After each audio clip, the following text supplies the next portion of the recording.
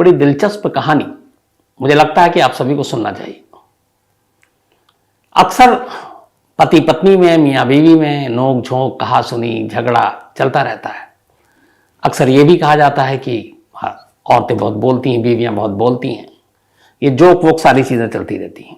तो इसलिए हमारी क्राइम तक फैमिली की जितनी भी फीमेल मेंबर हैं उसको उस तरीके से न लें। ये जो लोग कहते हैं मैं उसी की बात कर रहा हूँ। तो अक्सर सुना है पति पत्नी में झगड़ा भी होता है और बीवियां बहुत बोलती भी हैं। हालांकि मेरे घर में उल्टा है, मेरी बीवी कम बोलती है। लेकिन ये जो कहानी है, ऐसी कहानी शायद इस दुनिया में दूसरी कभी सुनने को मिलेगी नहीं, कभी नहीं मिलेगी। असल में हुआ यह कि अमेरिका के वाटरबरी में एक फैमिली रहा करती थी और इस फैमिली में जो थे पति और पत्नी। पति की उम्र इस वक्त है करीब 84 साल, 84 ईयर। उनका नाम है बैरी डॉसन और उनकी वाइफ है डोरथी। इन दोनों की शादी को हो गया करीब 65 साल से ज्यादा हो गया। दोनों वहीं पे रहा करते थे। उसके बाद इनके बच्चे हुए। इनके टोटल 6 बच्चे हुए और इस वक्त 13 पोता पोती भी हैं।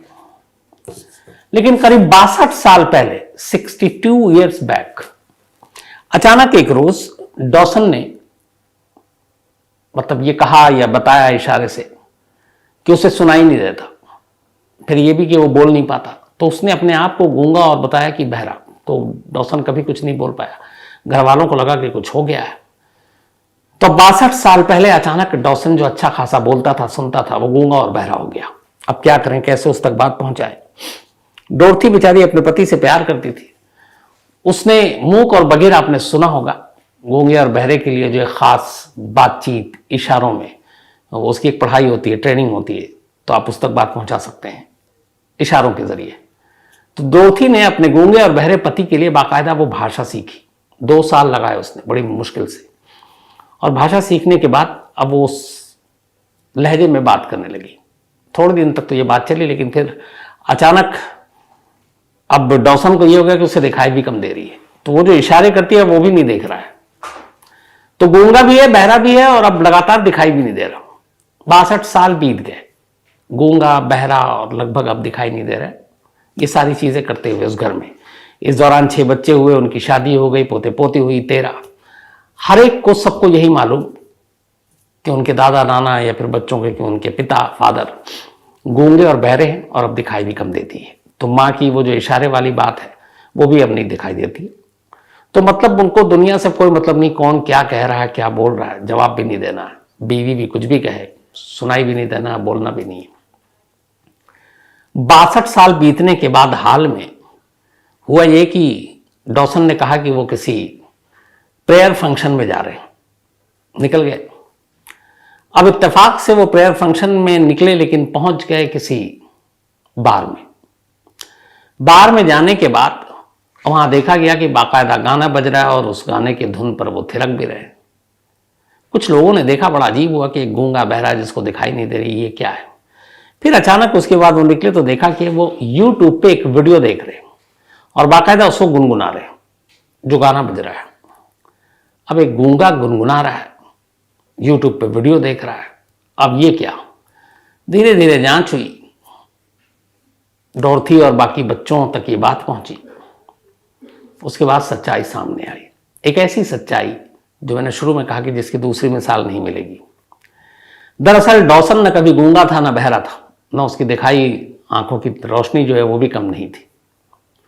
62 साल पहले अपनी बीवी डोरथी से बहस करने या डोरथी की ज्यादा बातें सुनने, कई बार बातचीत में झगड़ा होता है, उसका जवाब देने, इन दोनों पति पत्नी में खूब झगड़ा होता था, खूब बातचीत होती थी।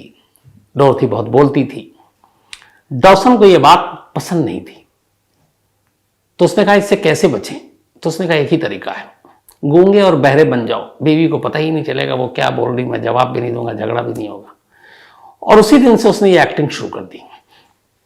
62 साल तक वो इस एक्टिंग को बरकरार रखता है। 62 साल के बाद ये सच्चाई सामने आती है और जब सच्चाई सामने आती है तब डोरथी कोर्ट पहुंच जाती है और डोरथी के वकील ने कोर्ट में कहा कि मेरे मुवक्किल के साथ धोखा हुआ है, 62 साल तक वो अपने पति को गूंगा बहरा मानती रही। उसके लिए उसने वो खास भाषा सीखी 2 साल मेहनत करके, लेकिन उसने चीट किया। तो इसलिए एक तो डिवोर्स चाहिए और दूसरा उसकी जो भी प्रॉपर्टी है उसमें से आधी प्रॉपर्टी उसको दी जाए। ये मामला भी कोर्ट में है। इधर डॉसन के वकील ने जवाब दिया कोर्ट में। उसने कहा कि हमारे मुवक्किल की वाइफ इतना ज़्यादा बोलती थी कि उसके पास और कोई रास्ता नहीं था, इसलिए वो गूंगा और बहरा बन गया। और जब उसने फिर गूंगे और बहरे की भी ज़ुबान सीख ली तो फिर वो अंधा भी बन गया ताकि उसके बाद भी बात ना कर सके।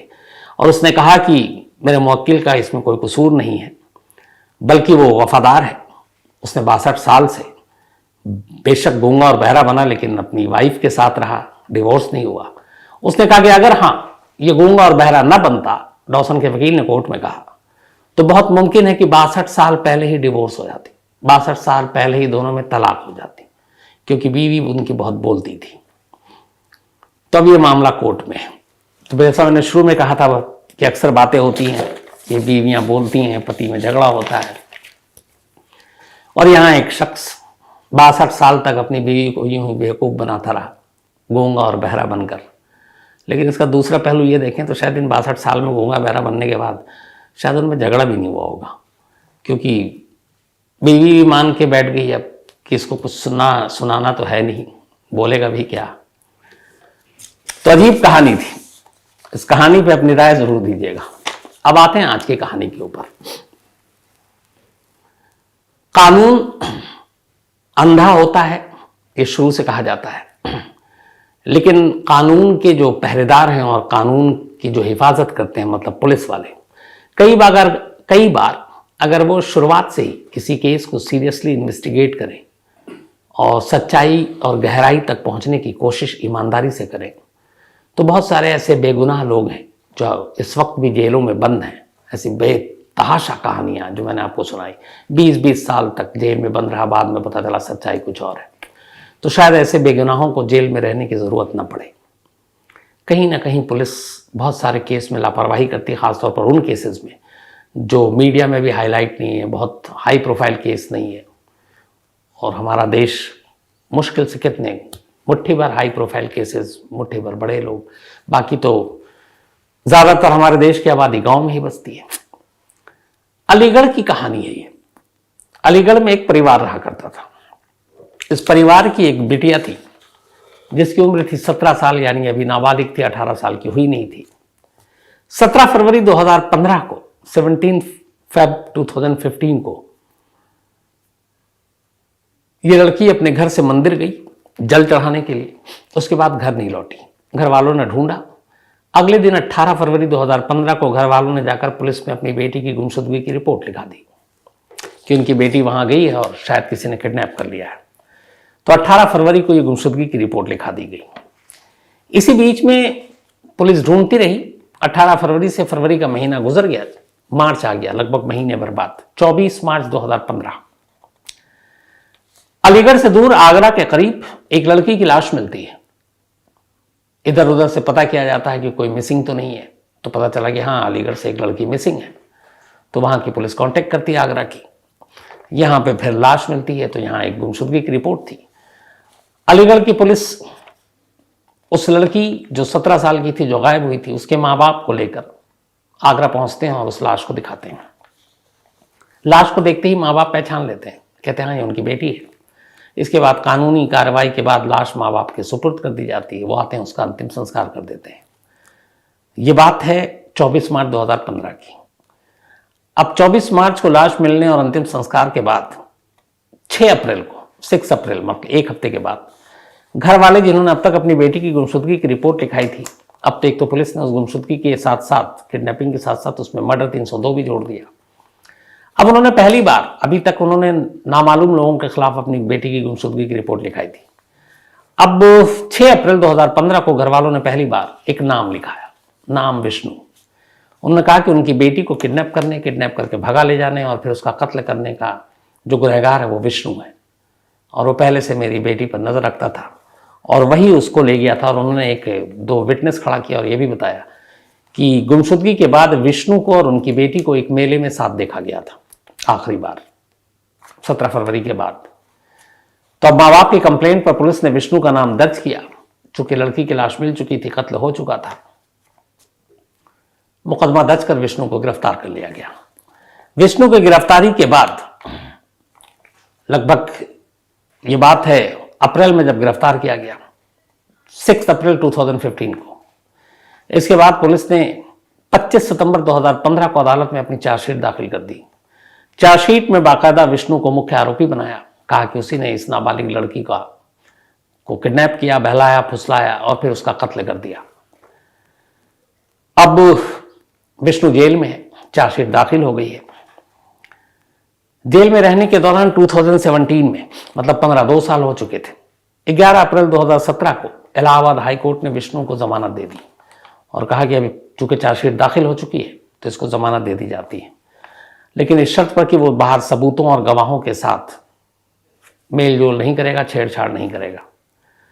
अब वो 2 साल के बाद बाहर तो आ गया, लेकिन इसके बाद अब ट्रायल शुरू हो गया। जैसे ही ट्रायल शुरू हुआ तो नाबालिग लड़की के घर वालों ने अदालत में एक अर्जी दी और कहा कि चूंकि मुख्य आरोपी विष्णु इस वक्त जमानत पे बाहर है, ट्रायल शुरू हो चुका है, वो कुछ भी कर सकता है, धमकी दे सकता है, हम लोगों को ही मार सकता है, इसलिए उसकी जमानत अर्जी खारिज की जाए।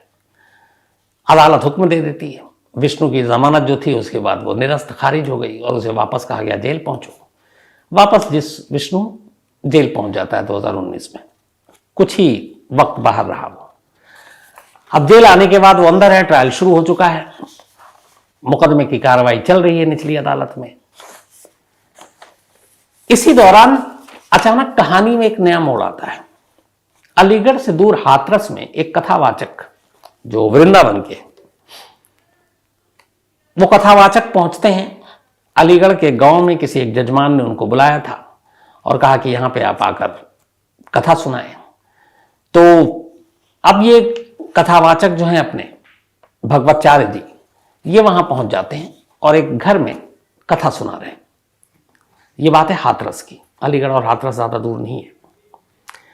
कथा सुनाने के दौरान बहुत सारे लोग कथा सुन रहे थे।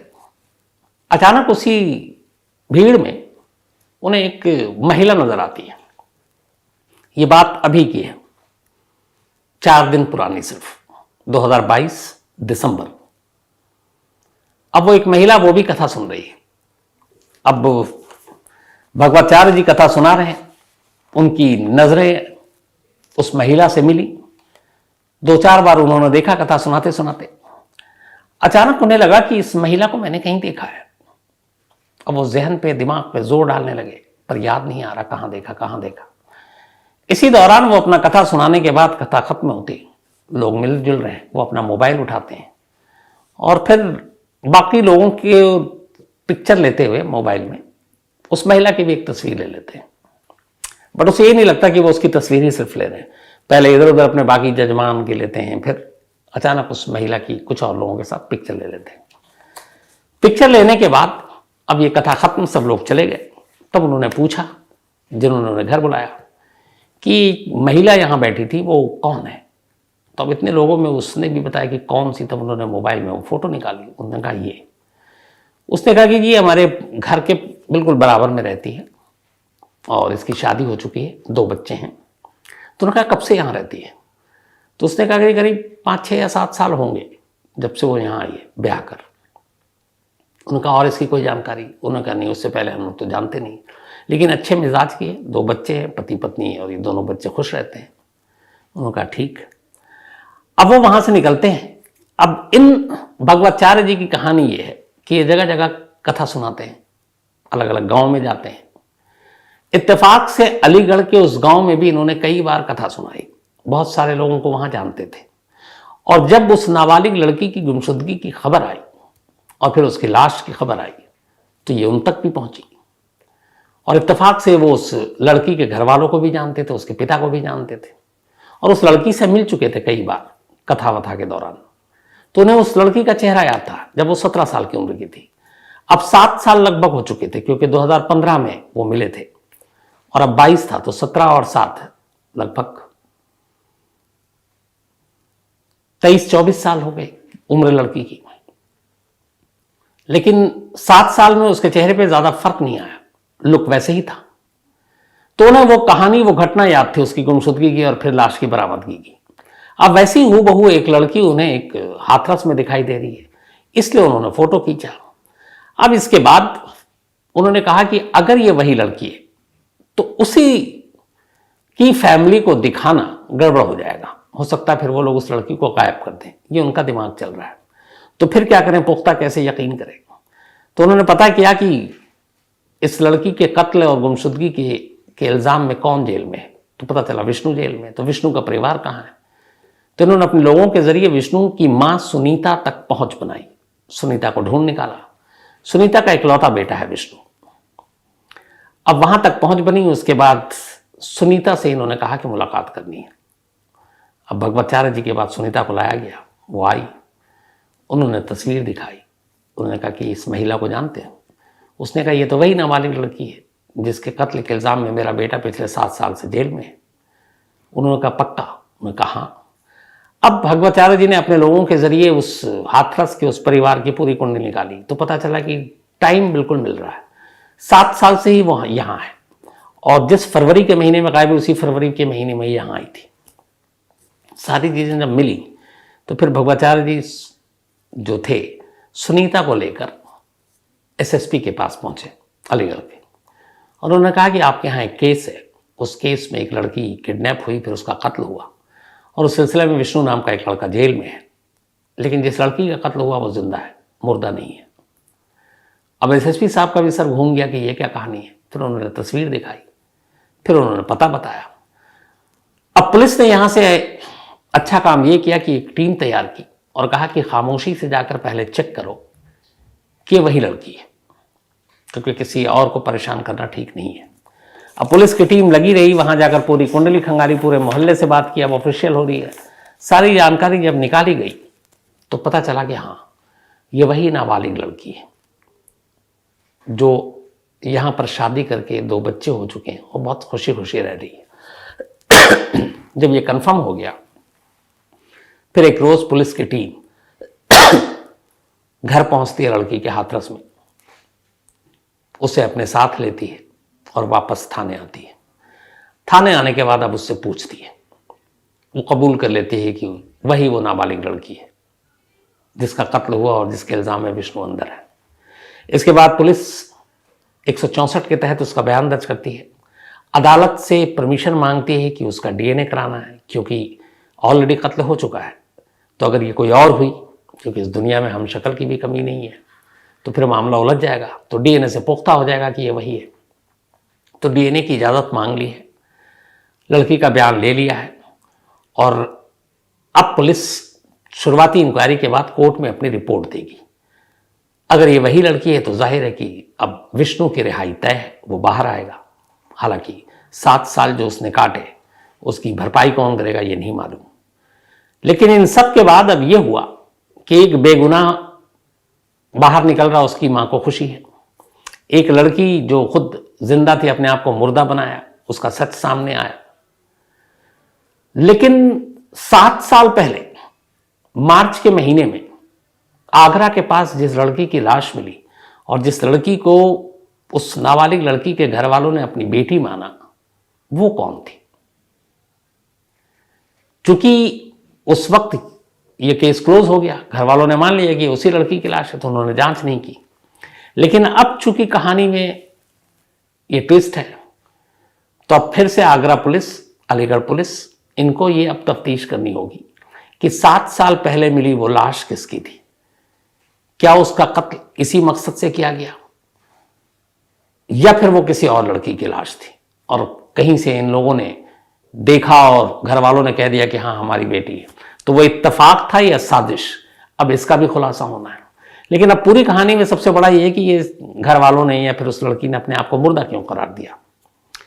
तो इस लड़की को एक लड़के से प्यार था जो हाथरस में रहता था। उसे मालूम था घर वाले शादी करेंगे नहीं, तो क्या करें। तो उसने फिर ये प्लान बनाया कि वो भाग जाएगी और वो लड़की भागी। भागने के बाद अब चूंकि विष्णु 1-2 बार मिला होगा तो उन्होंने विष्णु का नाम डाल दिया। और विष्णु थोड़ा सा ये था कि उसका कुछ मारपीट और इन चीज़ों में भी नाम रहा करता था, उसकी इमेज अच्छी नहीं थी, तो आसानी से नाम डाल दिया और पुलिस ने भी आसानी से यकीन कर लिया। और उसके बाद वो भागकर अपना वहाँ शादी करने लगी। बाद में उसके घर वालों को भी पता चल चुका था कि वो शादी कर चुकी, 2 बच्चे हैं, उन्होंने भी समझौता कर लिया, मान लिया, लेकिन सच नहीं बताया पुलिस को। और इस चक्कर में एक बेगुनाह जेल में अंदर रहा 7 साल तक। तो अब पुलिस ये पता करने की कोशिश कर रही है उस नाबालिग लड़की और उसके पति से कि जो लाश मिली है उस लाश की कहानी क्या है, उसका इन दोनों से कोई कनेक्शन तो नहीं, कोई रिश्ता तो नहीं, क्या कहीं ये सिर्फ साजिश भागने तक की थी या ये दोनों कत्ल के भी आरोपी हैं।